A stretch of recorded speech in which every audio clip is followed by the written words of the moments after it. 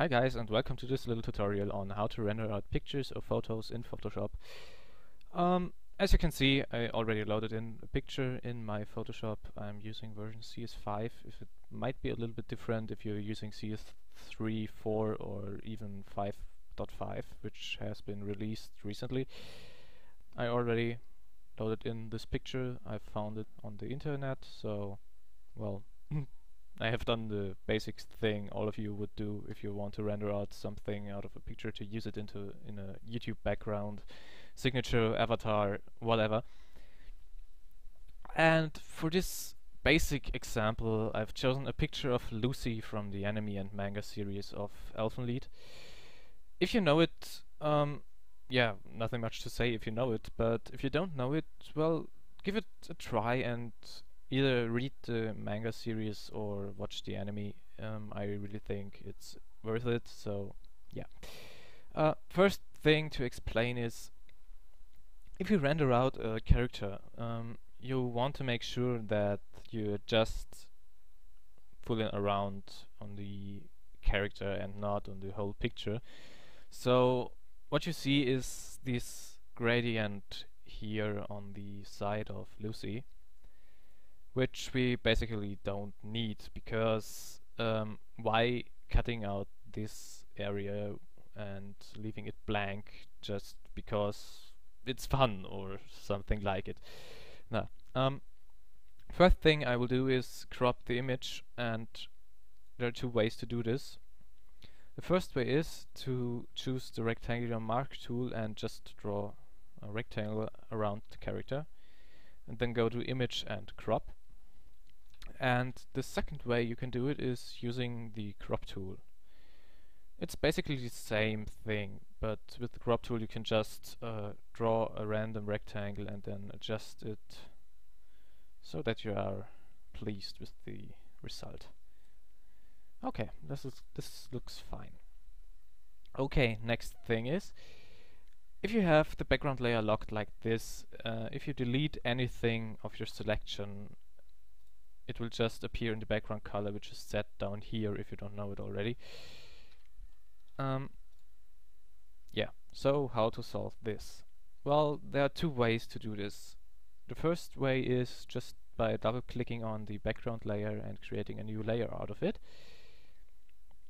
which I don't really prefer, because if you are working on the only layer you have in Photoshop and you screw up, you have to load in the photo again and start all over again. So what I basically do is I drag and drop the background picture down here to the new layer icon and copy it. You can also do this by right clicking on the background layer and just hit the duplicate layer. And after I've done that, I just hide the background.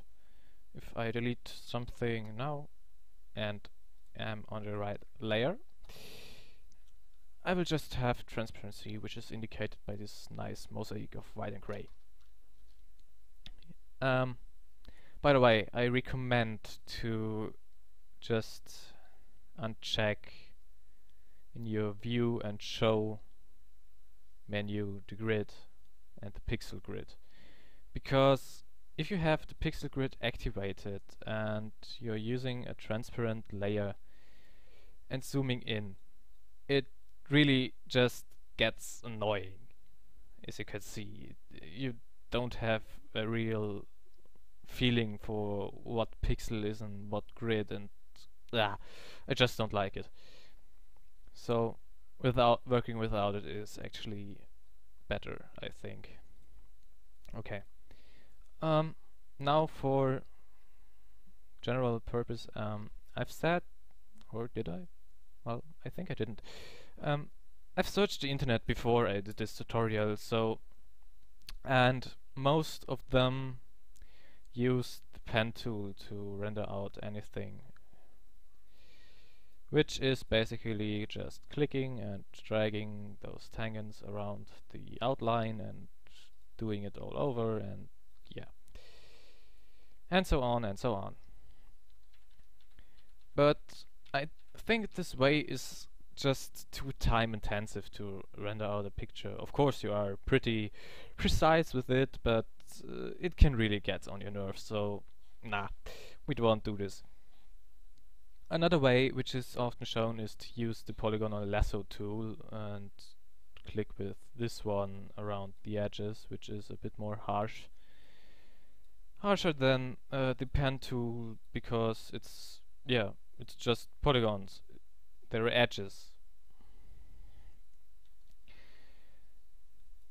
The way I use is actually there are just three tools I use. The first of them is the magic wand tool. I use it to select huge areas of the same color and doing the rough cut on a picture or something like it. You can play around with the tolerance a bit, so if I choose 2 of the tolerance, yeah, I'm just getting a smaller area selected, as the colors above this selected area and below it differ too many from the base color I currently selected. And you want to uncheck anti-alias, because if I check this anti-alias, it will select very smoothly, at least what Photoshop thinks to be smoothly. So having this unchecked will give you harsher edges, but actually some kind of better edges. But I will turn this down a bit as it goes in there just slightly.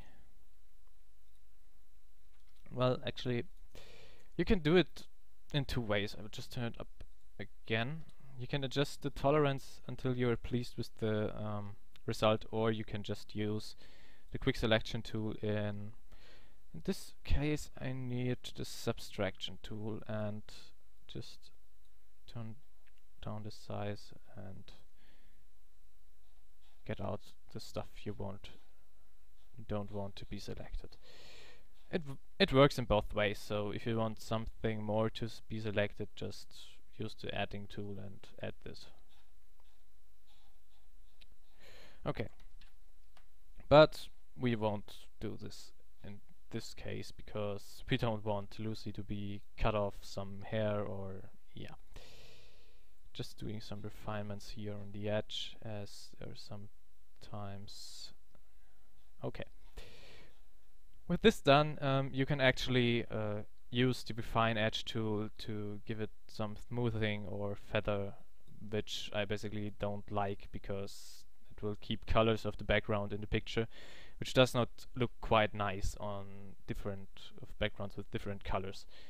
But what I will do is turning up the contrast to 100%, so I get really this cut off what I selected and not anything blurred.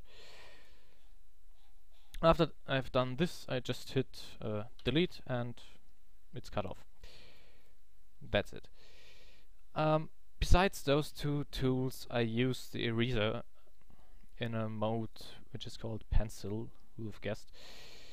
And yeah, I'm just erasing out the pixels which have the color of the background. Doing so will just increase the quality of the render you're doing. But if it fits on your background without this, you can leave it without it. So okay, just a very sloppy one here, as I will do another one. You see it already top here, in time-lapse, where I will use all of these techniques I'm showing right here. Okay, after this done, you can go back to the magic wand and just do the whole thing all over again. Why is this turned on again? And after you're done with deleting everything inside of the picture, which is left by the background, you have a nicely rendered picture, and you can use it, let's say, in a signature. Anyways, so you can use it for a signature or avatar or something like it. And as I've said, I will do another picture in time-lapse now in the video, which is a bit more complex than the one we've rendered right now. And it's a picture from an artist named Takatoni. I really like his drawing style, and this picture is taken out of a game called Shining Wind. Shining Wind, sorry. Yeah. As said, it's the same procedure as on Lucy. I just duplicate the background, hide it, and cut out the character.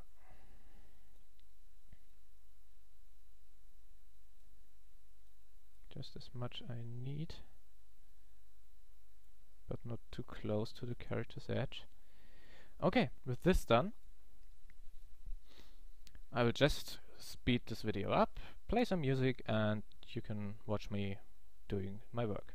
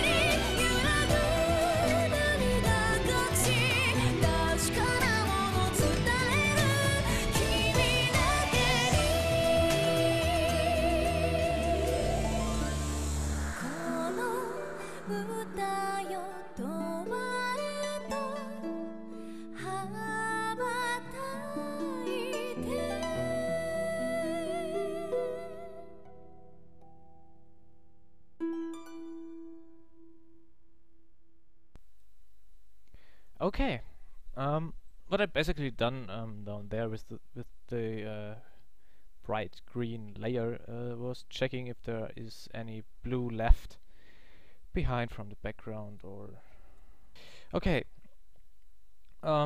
if you don't like the look of the hair in this case, which is a bit rough because of the cutout we made, you can use a simple trick. Just select everything which is... oh, there's a pixel left. Okay, we have this fixed in a second. As you can see on black, there are some bright layers, some bright pixels which don't really disturb the whole picture. But anyways, as I've said, just select everything which is transparent, which should be pretty easy now with the wand tool. Let's see if it selected correctly here. Yep, it did. Okay, now you've selected everything which is transparent. You go to select and then on modify and use the border tool with something between 5 and 8 pixels.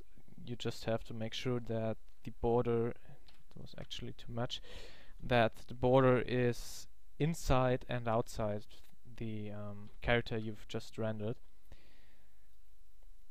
And now you're going to go to filter, blur, and use the Gaussian, and use it with quite a small radius, just to smoothen out the edges a bit. 1.6 is too much.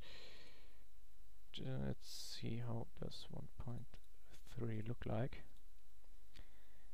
And so the character is smooth again. If you still have some harsh edges, you may just redo those steps and just fix the edges a bit down here, like this one. But anyways, I think this one is quite well rendered out. I hope you understood all I've told you and hope you can use it. We see us in the next tutorial.